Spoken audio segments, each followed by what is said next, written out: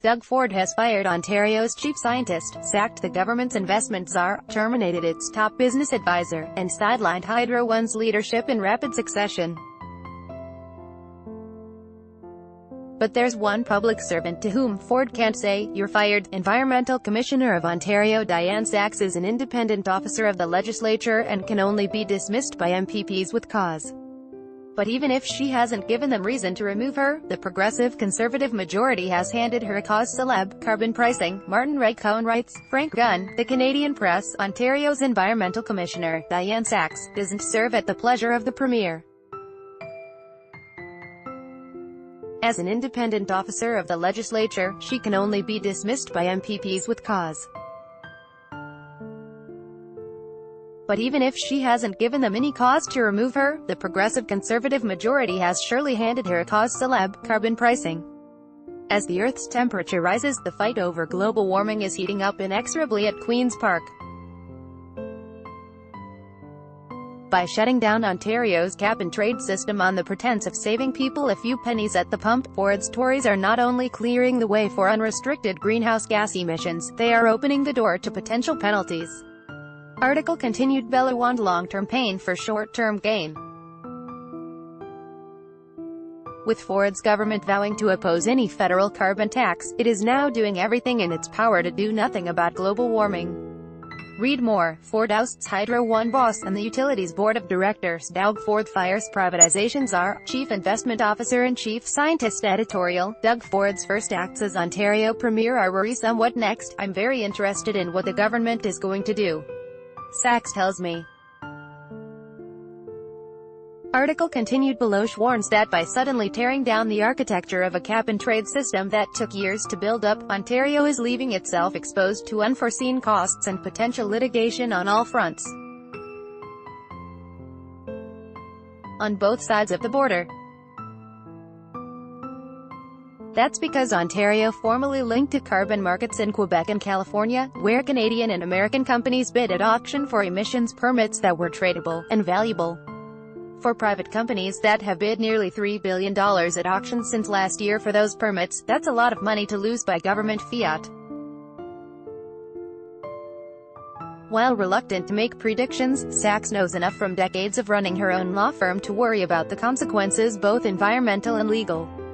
During his winning election campaign, Ford made a point of setting aside $30 million to fund a court battle with Ottawa over a federal law that mandates a minimum carbon tax to backstop any province that fails to impose a carbon price of its own. But beyond any federal-provincial litigation, legal experts believe Ottawa has an airtight case. It is the risk of private sector court fights that could bleed Ontario further. Conceptually, I think there will be lawsuits. Saxe says in our interview.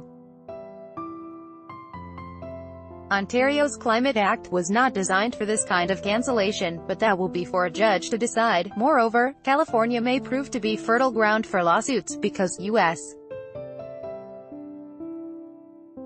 courts have a tradition of imposing punitive damages. There could also be class action suits from companies that invested heavily on the basis of Ontario law. The PC government has also lost a revenue stream that would have allowed Ontario to fund a backlog of school repairs, while bankrolling other energy-saving initiatives in hospitals, homes, and private sector pilot projects. Saxe points to energy-saving projects that would have boosted research and development across the province, belying Ford's campaign claims of an imaginary cap-and-trade carbon tax slush fund. Cap-and-trade is a market mechanism that allows companies to manage reduced emissions in the most efficient way, while the government raises revenue to invest in emissions reductions. A carbon tax, by contrast, is a blunt instrument, no trade, that imposes a price on pollution, without necessarily lowering the overall emissions ceiling, no cap. In terms of emissions reductions, cap-and-trade outperforms the carbon tax, according to Saxe's latest annual report. Cap-and-trade has higher total GHG, greenhouse gas reductions due to the declining cap offsets,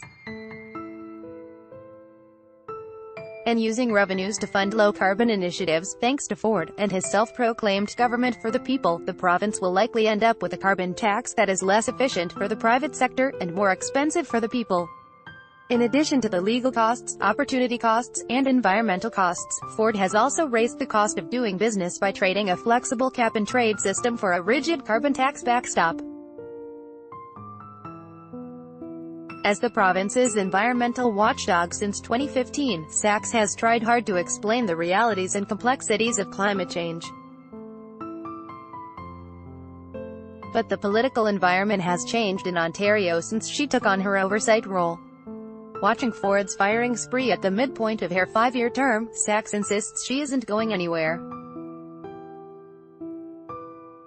But the province she serves is slowly going backwards into the environmental future. Martin Redcone is a columnist based in Toronto covering Ontario politics. Follow him on Twitter, @Redcone.